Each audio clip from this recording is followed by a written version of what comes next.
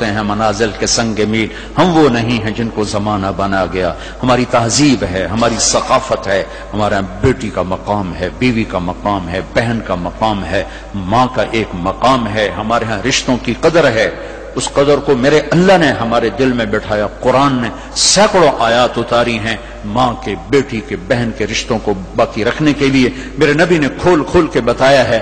تو میرے عزیزو وہ بیریئر کراس نہ کرو، ورنہ حسرت کے سوا کچھ نہیں ملے گا، ہلاکت اور تباہی اور بربادی کے سوا کچھ نہیں ملے گا، وہاں کانٹوں کے سوا کچھ نہیں ہے۔ میرے نبی کی خوبصورت زندگی میں سارے پھول کھلے ہوئے ہیں اور اس سے باہر کانٹے ہی کانٹے ہیں۔ جو جائے گا دامن بھی تار تار کرے گا اور اپنے آپ کو بھی لہو لہان کرے گا، اور حسرتوں کی موت مر کر مٹی کی چادر اوڑھ کر ایسا بے نام و نشان ہوگا کہ کوئی نہ فاتحہ پڑھنے والا ہوگا نہ کوئی دعا کرنے والا ہوگا۔ بے حیا معاشرہ وہ زمین کے لیے، دھرتی کے لیے ناسور بن جاتا ہے، اور پاکیزہ معاشرہ اس کائنات کا سب سے خوبصورت پھول ہوتا ہے جس میں مہک، جس کی مہک سارے عالم کو چمکاتی ہے، سارے عالم کو خوشبودار کرتی ہے۔ دمشق جب فتح ہوا تو کیسر کی بیٹی وہاں کے حکمران کی بیگم تھی، توما، اس کا نام تھا توما، وہ قتل ہو گیا۔ جب باندیاں کٹھی ہوئیں مال غنیمت میں تو حضرت خالد کو پتا چلا کیسر کی بیٹی بھی باندیوں میں، تو انہیں ایک دم اس کو الگ کیا، خیمہ لگوایا، اس کی نوکرانیوں کو اس کے ساتھ کیا اور ان کے لیے پہرا مقرر کیا۔ پھر عزت و احترام کے ساتھ 400 آدمیوں کا دستہ فوجی صحابہ کافر کی بیٹی کو پہنچانے جا رہا ہے کہ جاؤ اس کے باپ کے پاس پہنچا کر آؤ، اسے کہو کہ ہم دشمن کو بھی یہ عزت دیتے ہیں، ہم عزت کی یوں حفاظت کرتے ہیں۔ یہ 400 مقدس ترین انسانوں کا قافلہ ایک کافر کی بیٹی کو پہنچانے کے لیے بارڈر تک گیا، انطاکیہ آج کل ترکی میں ہے۔ جب کیسر کی بیٹی نے بتایا نا کہ میرے ساتھ خالد بن ولید نے یہ سلوک کیا ہے، اور مسلمان روزانہ اخبار میں عزتیں لوٹی ہوتی ہیں، لوٹنے والے امریکہ سے نہیں آئے، انڈیا سے نہیں آئے، اسرائیل سے نہیں آئے، فرانس سے نہیں آئے، اپنے ہی ہیں۔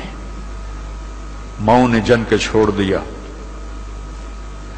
باپ نے کمائی کے چکر میں بتانا بھی چھوڑ دیا، تو درندے بن کے باہر نکل آئے، وحشی بن کے باہر نکل آئے۔ یہ کوئی امریکہ کی سازش ہے؟ روزانہ عزتیں لٹ رہی ہیں۔ جب کیسر کو پتا چلا، اس کی بیٹی نے بتایا تو کیسر رونے لگا اور اس نے کہا جس قوم کے یہ اخلاق ہوں ایک دن آئے گا کہ میرے اس تخت کے بھی مالک ہوں گے جس پر میں آج بیٹھا ہوا ہوں۔ اور 6 مہینے بعد وہ ہوا، اللہ نے انطاکیہ بھی صحابہ کے قدموں میں ڈالا۔ میرے عزیزو، ہماری ایک عزت ہے، ہماری ایک ناموس ہے، ہماری آنکھ بے حیا نہیں ہوتی،